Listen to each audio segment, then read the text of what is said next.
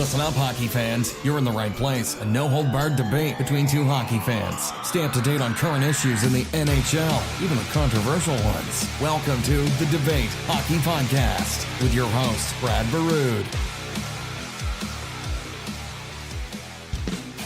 It's time for the Debate Hockey Podcast, episode 26. Tonight on the show, we'll talk about the draft lottery. Who are the winners and who are the losers? Which teams rose up the draft ranking? And which teams fell? Buffalo earns that number one draft pick. Will they be able to capitalize that and turn their team's success around? Then we'll dive into the Eastern Conference Divisional Finals, break down both the series, recap what's happened so far, and talk a little bit about who we think will come out of the Eastern Conference. And then we'll dive on into the Western Conference Divisional Finals, break down both those series, and also predict where we think those series will go. I'm Brad Burud, joined alongside co-host Blake Friars for another edition of the Debate Hockey Podcast. InsideEdgeHockeyNews.com. Topic number one, let's talk draft lottery system and the results that happened on Saturday night. And Buffalo comes away. They had the greatest chance at 18.5%, and they hold that and get that number one pick. Pretty important for that franchise. Mm-hmm. Yeah, for sure. You know, Buffalo just got a lot of bad luck, especially in the draft lottery. I mean, they lost out on Connor McDavid in 2015, and they ended up with Jack Eichel.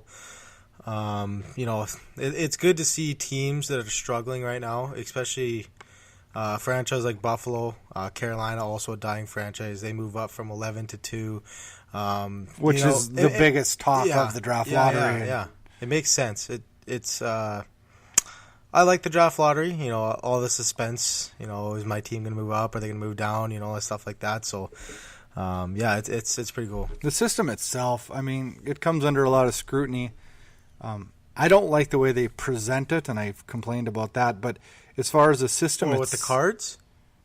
No, I think it's absolutely stupid to do it during the middle of a hockey game. Oh no! Well, that's the first time they've done that, and it was stupid. I don't like how they went 15 to 4, and then the top three at the second intermission. Yeah, how about we do this the night before the playoffs start when people really care? You sandwich it in the middle of a second round game. Or half the what markets, about right before the draft? No, you got to give the GMs a little time to research. Yeah, half the time. The thing that's so dumb about that, I know we can get into this, but this is but that you know, that's actually smart though. How about we do it when markets still care? Because people are going to watch the draft lottery then. Yeah, you know how about the night before the playoffs start?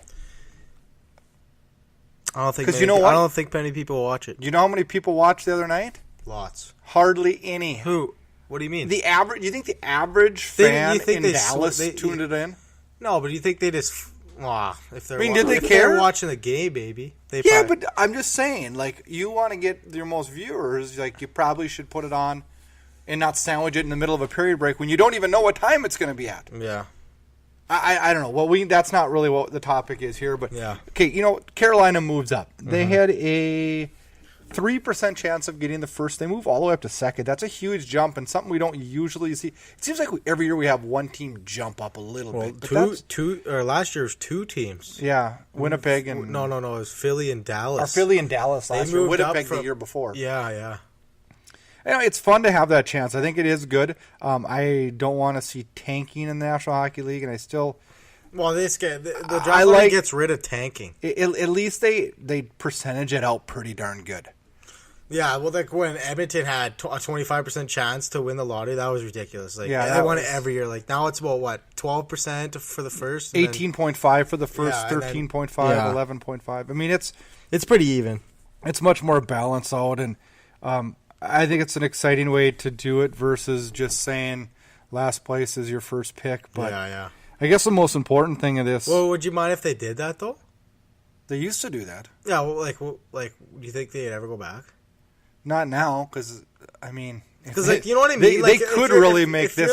If you're a team like Colorado last year, right, and you struggled so bad, and you got 50 points last year, like they need the first overall pick. No, they don't. You want to hear my system? Okay, well, seriously, you want to hear my system? If you're that bad, then you shouldn't get screwed in the lottery. But why should we? Why? Okay.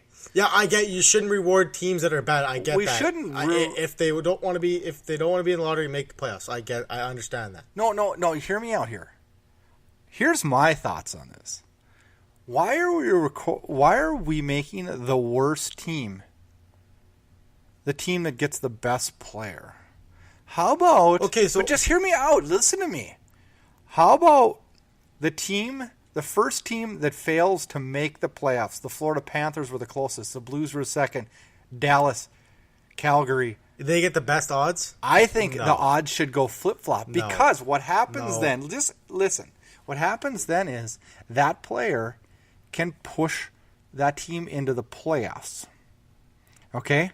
And then that moves somebody down. And what it does is it creates a stronger, healthier league, and then you don't have tanking. Because you might be out of the playoffs, but we got to win every single game because that increases our odds. I don't know about to get the better pick. I don't think they would ever go down that road. Well, I don't know that they will either, but if they really think about it. That's a kind of good idea, though. But if they really think about it, that is going to create... More, Plus, think about this. You're the best hockey player draft eligible. Every year you're like, yeah, great, get to go to Buffalo. Yeah. Kind of feel bad for Rasmus DeLeon. I mean, think about that. And I'm not saying we should avoid the crappy teams because I love the cap system and I love the way the league does their very darndest, and they do a really good job. Well, other leagues should follow it too. Creating, you know what I mean? Creating equality. Mm-hmm. But the thing is that makes this difficult is why not reward those teams that just are on that mushy bubble, middle, that have that aren't quite enough to get over that edge. Let's reward them and get them over the edge, pull another team down, and then we'll recycle them back up. And I think it would create a lot of excitement. And what I also think it would do is I think it would create owners to hold their GMs a little more accountable and not make these processes drag out for the 6, 7, 8 years that poor Edmonton, poor Buffalo, poor Arizona, and poor Vancouver, not quite so much, have had to deal with. Yeah. I mean, what are you thinking if you're an Edmonton Oilers fan or a Buffalo Sabres fan or an Arizona Coyotes fan? Oh, great. We're on the bottom of the thing again. Here we go. It's just got to be frustrating as a fan. So it's pretty. Me being a Canucks fan, it's been frustrating the last 3-4 years. I mean, yeah, but the Canucks were just missed the playoffs that one year. They could have moved them right up there, Okay, but seriously though, we had the second best odds last year, right? We moved down to 5, right? That's the luck of the draw. Sucks, but the last 4 years we've dropped every single year. It's just. And that's bad luck. Just like a lot of teams like Edmonton had a streak where they were moving up. Yeah. And that is a chance of this.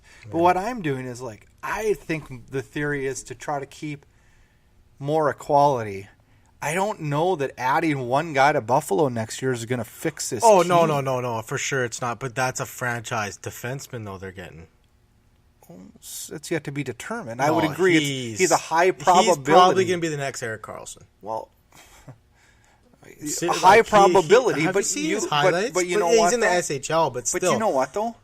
Go back and look at some number one picks, and you can name some that didn't work. Yeah, Patrick Stefan and stuff like that.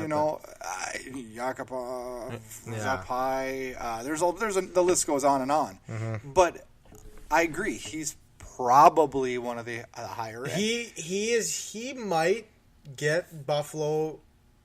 No. You're going to say get him into the playoffs. Not to the playoffs, but they'll be on the bubble. No. Yeah, they will because they're a better defensive team with Rasmus DeLeon in the lineup. It's his first year. It doesn't matter. He's He's going to make an impact on that team. How hard is that? So, look at Ian Cole would make a difference on the back end there. No. We're talking about a dynamic offensive defenseman. I know that's still young and still got to be proven, and I think he will be. But you know what? Defense is harder than forward to just step into the league. Oh, 100%. The league is so fast. I mean, you're going to have to... It's just a little bit different than stepping in on forward. You can hide a young forward once in a while during some tough struggles. You know what? You can't hide a young defenseman and expect him to go out there and give you 23 minutes every night. You know what's going to be fun to watch is Rasmus DeLeon versus Austin Matthews and all those young Leafs. And all the young players in that division though. It's going to be good. Yeah, I don't know. I like parts of the lottery system and I don't. All the fans on Twitter. But I think it's kind of funny. Buffalo better figure this out with this pick. They need a no-brainer. No. I know who they're going to pick, but they need to figure out the rest of their lineup and start building them better. Well, what do you want them to do in the offseason? Well, they got to do something. They don't got much. First of all, Buffalo's biggest problem isn't defensemen and forwards. It's goalie. They have no goalie. Yeah, Robin Lehner's not the answer. No, I agree. Like he's a hothead and he sucks. He's not good. But here, do you think they paid Eichel too much? 100%. I do too. That's going to happen. Wait, $10 million? That's going to tie their hands. What was it? 8 years, 80 mil? I can't even remember what it was. 8 years, 80 mil. He's getting $10 mil a year. Yeah.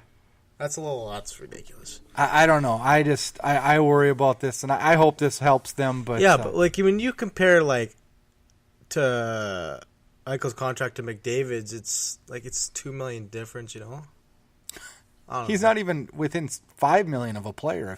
I know he should have been getting not right now. Not right now. He's not. Well, he's been injured though, so. Well, we'll see. But Carolina, the big winner, though, moving up. Good for them, and they need that. So. Well, that Carolina is a huge mess right now. Like Fletcher Jr., he was the... We're not going down to the Carolina talk. No, but he was the GM in Toronto, and he made it a mess. And I don't know. Carolina's in trouble. But Carolina's got a front office mess, but we'll discuss that on another day, and we already have discussed it. But good for them moving up.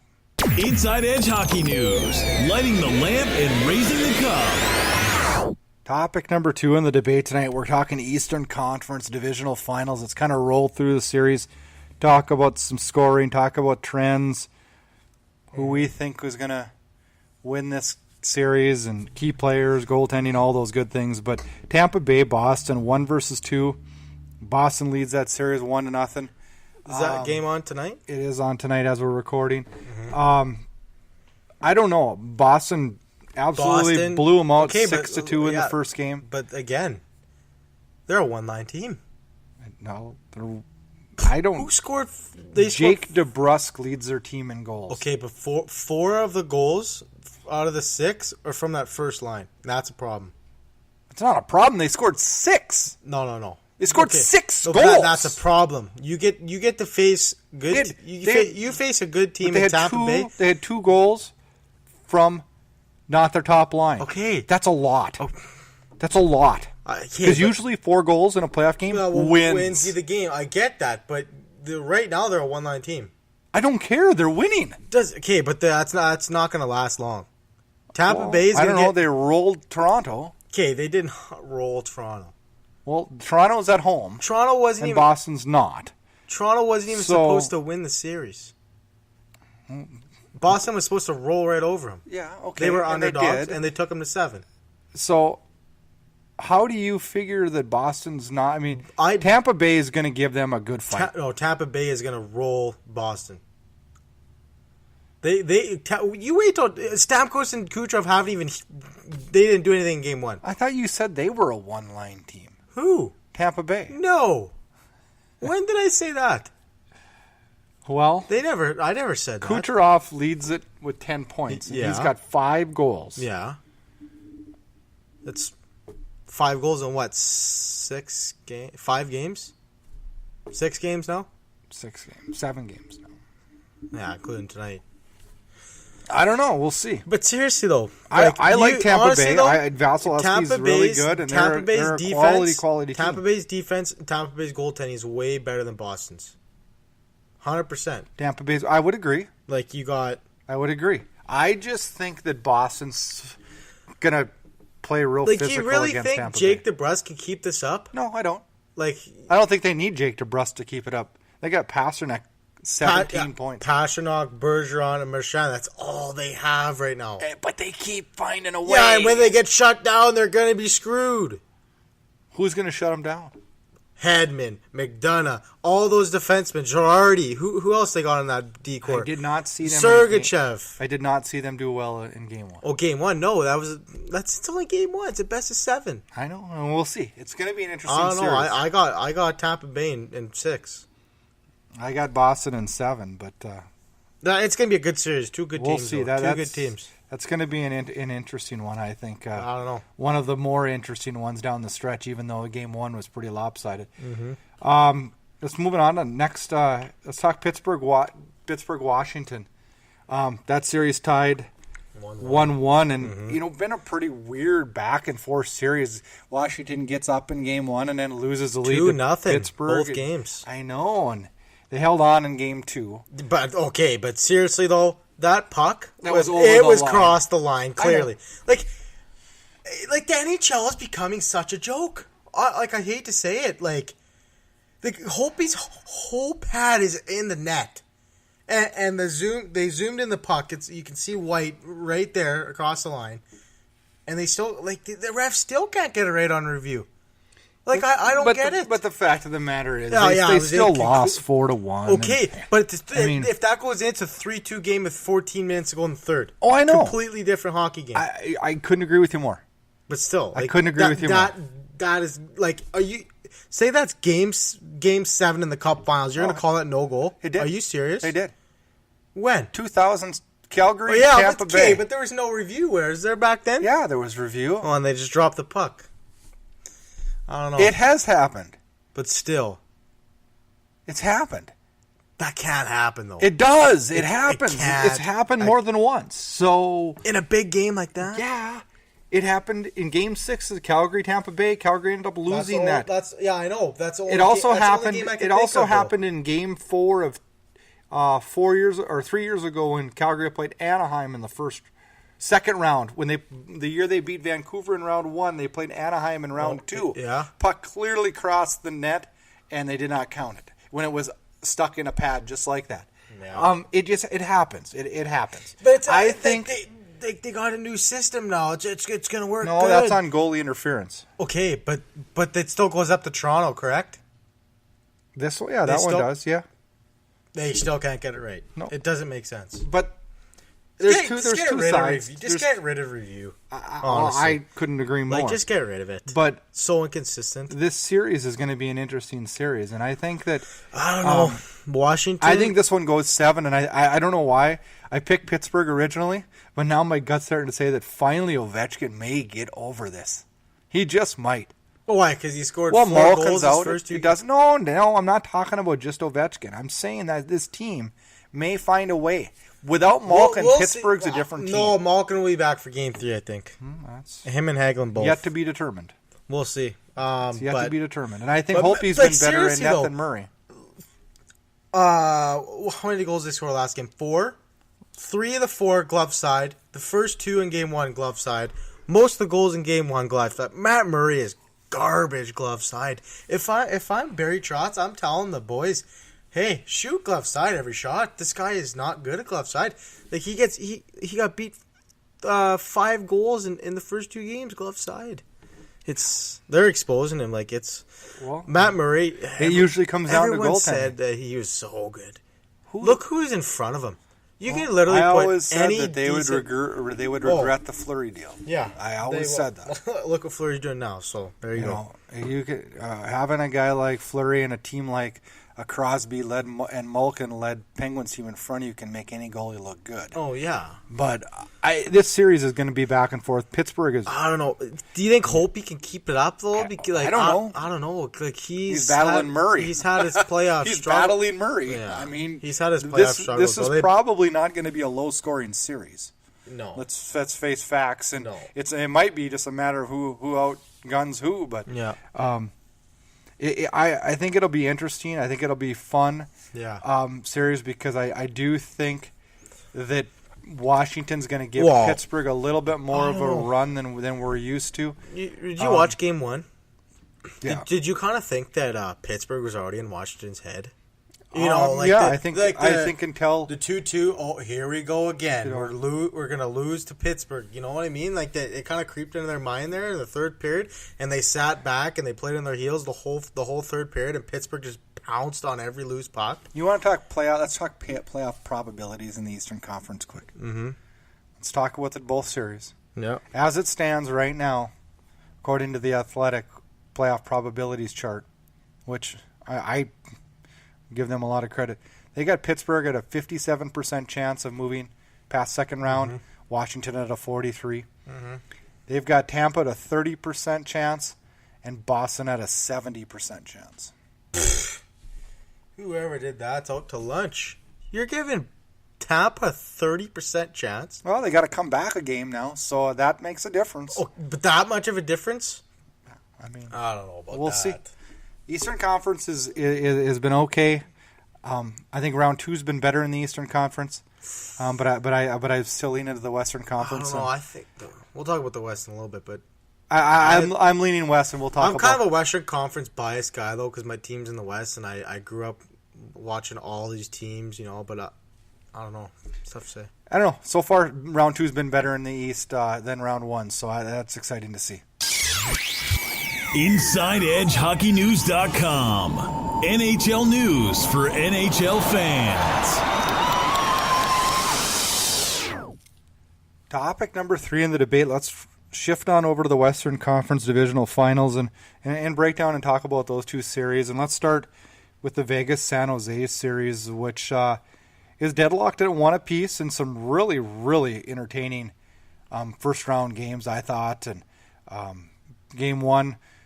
I don't even know what to say about Game 1 as Vegas scored on every shot it seemed like they took and ended up knocking off San Jose 7-0. And in Game 2, San Jose bounces back and beats Vegas 4-3 in double overtime in what was one of the best games of the playoffs so far, and it was exciting. But interesting series, and I think the Game 1 was out of control as Vegas just absolutely looked like man amongst boys. But Game 2, San Jose bounced back good. I thought it was a good rebound night for them. Yeah, but I don't know.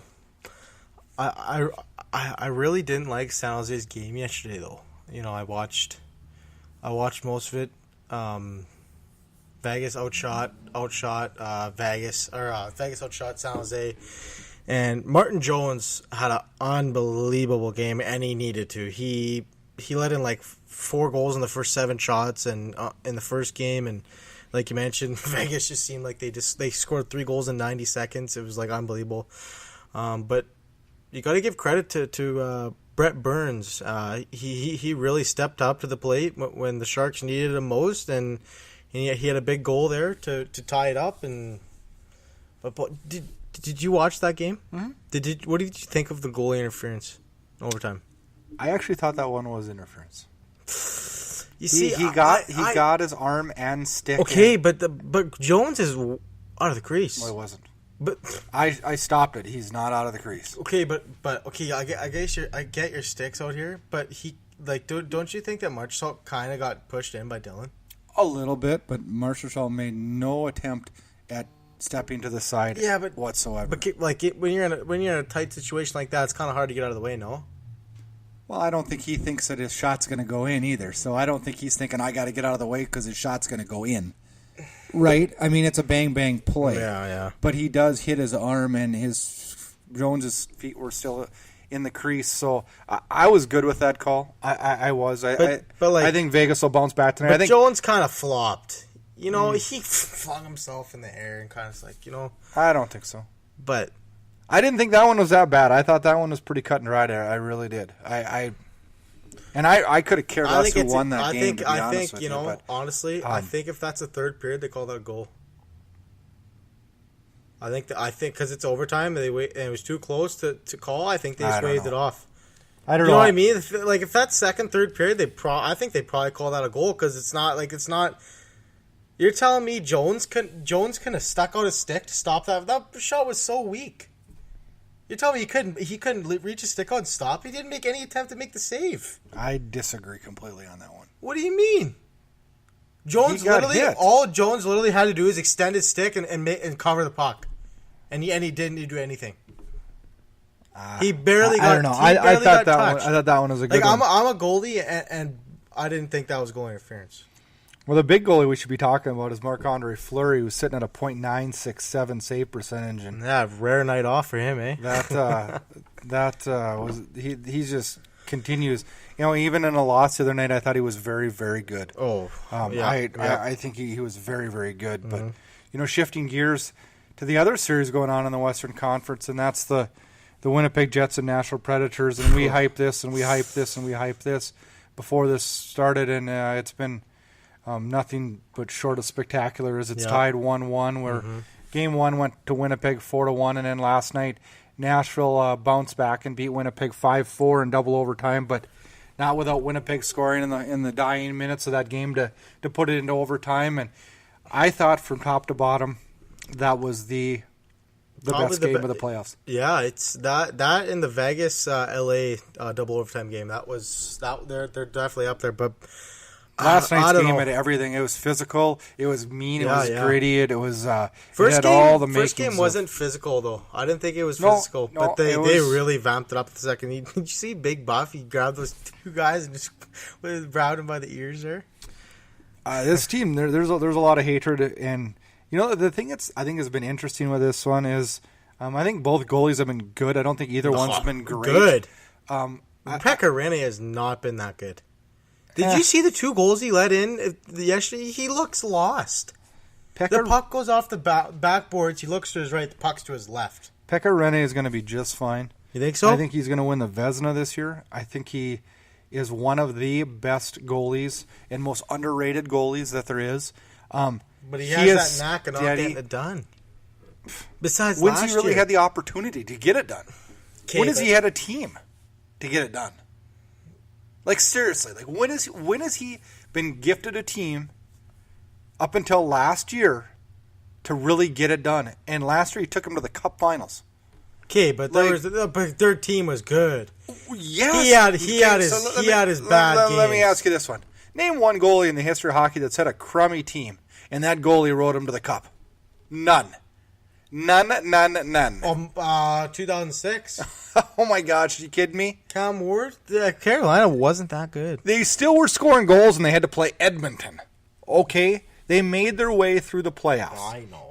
You gotta believe in goalies. You can't just throw them to the side right away. I think Pekka Rinne will probably win this series. No, I'm a goalie myself, but it's just like Pekka Rinne has not been that good in the first two games. I don't think either of them have been that good. Connor Hellebuyck stood his head yesterday. If it was for Hellebuyck, almost made a hell of a save in double overtime. He had a glove on it. I just said when I started this conversation that both goalies have been good. I don't think either one of them has been great. Neither one of them have played like Marc-Andre Fleury has played. You know that goal that Arvidsson scored at the slap shot coming down the wing? I said, boy, Hellebuyck should have had that one. Yeah, and maybe when Johansson came in and shelved that one too. That's a tough play to make. Well, that's a beauty play. You got to guard. He's sliding out. You got to be a little more aggressive coming out.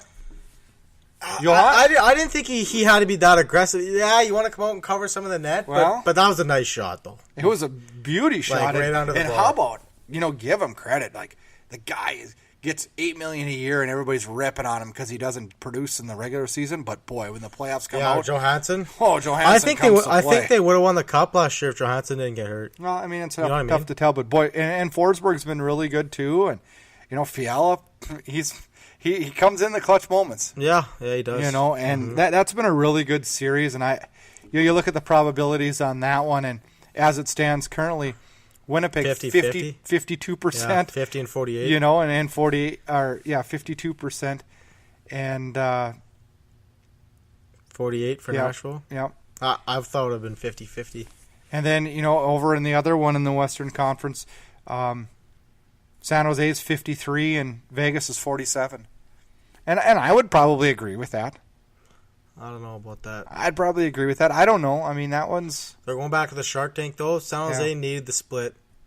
If they lose that game, I think they're dead in the water. Oh, I think so. Oh, I think it's tough to come back from 0-2. Yeah. I don't care who you are. And if Nashville lost last night, they're for sure done.